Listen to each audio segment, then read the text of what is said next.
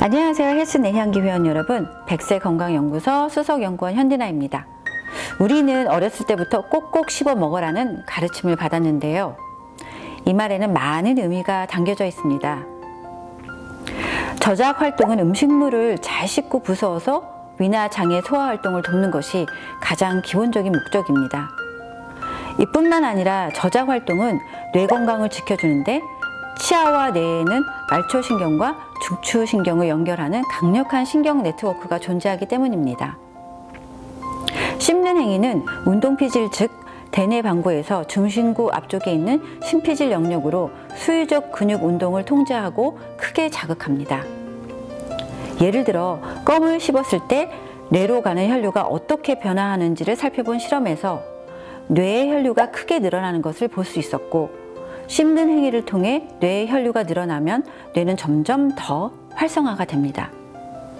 따라서 잘 씹기만 해도 뇌는 활성화되고 치매 위험이 줄어드는 것입니다. 씹을수록 뇌력이 커진다라고 하는데, 캘리포니아대 연구팀에서 133명의 실험 참여자 중 한 팀은 껌을 씹는 상태에서, 또 한 팀은 껌을 안 씹는 상태에서, 마지막 한 팀은 스트레스를 주는 소음에 노출된 환경에서 각각 기억력 테스트를 진행했습니다.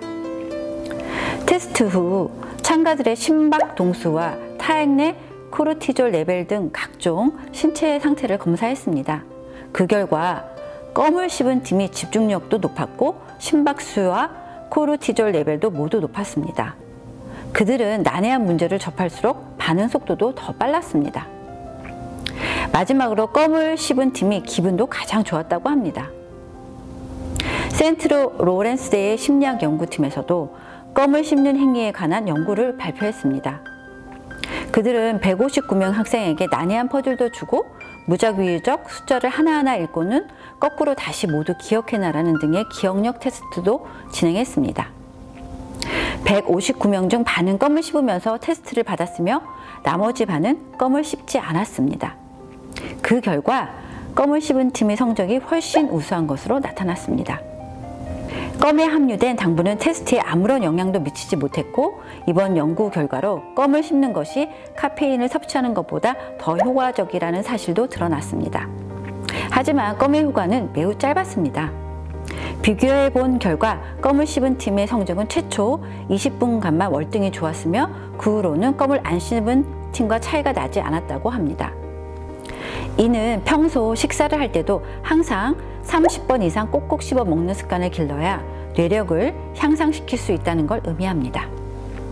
그런데 음식물을 먹고 나서 어느 정도 지나야 뇌의 힘이 향상될까요?